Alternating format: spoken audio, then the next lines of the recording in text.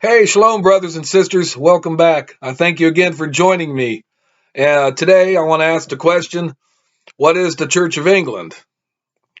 We only have a vague idea. If you live in, the United States, you just know it's a church organization, but is there anything significant to it? What's the history of it?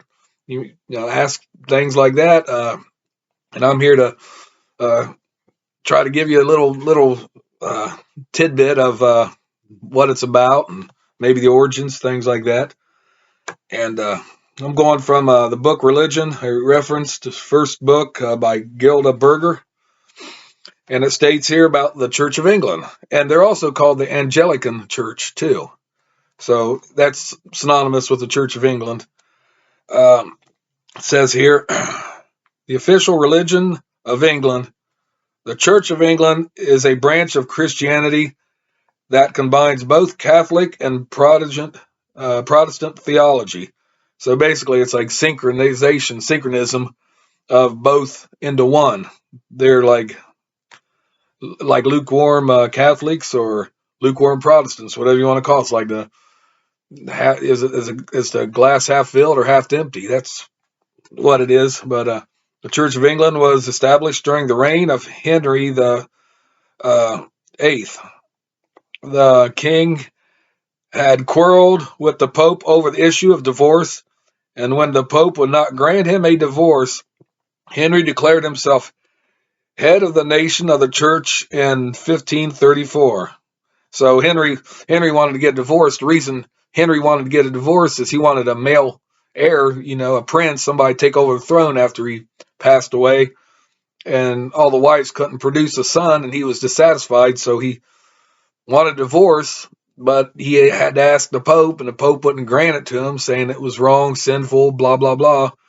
And Henry didn't agree with it, so he said, I'm going to kick you guys out and I'm going to be head of the church over here. That's what happened there in history.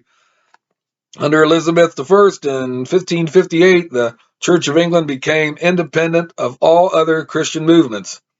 Its doctrines are contained in the Book of Common Prayer. Anglican is a term that applies to the Church of England and those churches that are in communion with it.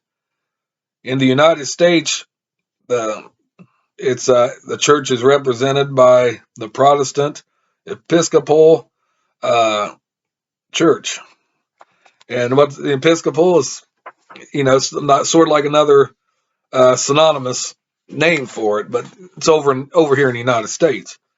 Now, Episcopalians, I'll go with that and read this here. Members of the Protestant Episcopal Church.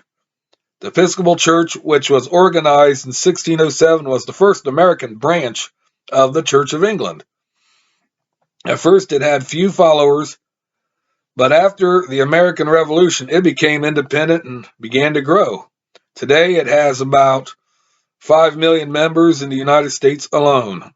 Episcopalians take the Bible as the word of Yahweh. They accept the Trinity and the virgin birth.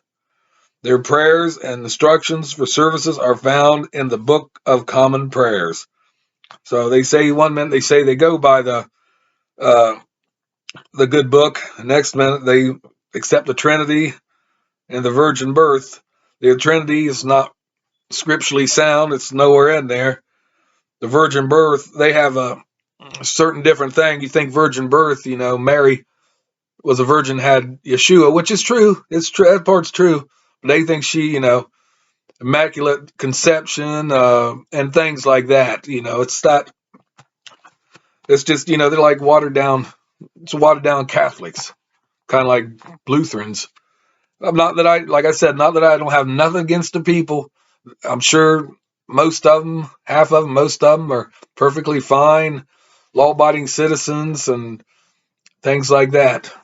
But I just wanted to give you a little history, a little small history about the Church of England, or whatever you want to call them, and a small history about Henry breaking off because he wanted to marry women. He's the Don Juan or whatever of medieval England, or whatever you want to call it. But that's a story in itself. And anyways, I thank you again for watching, Hey, please, if you want, if you have time, just check out my other videos. I know there's a lot of them, but something might pique your interest.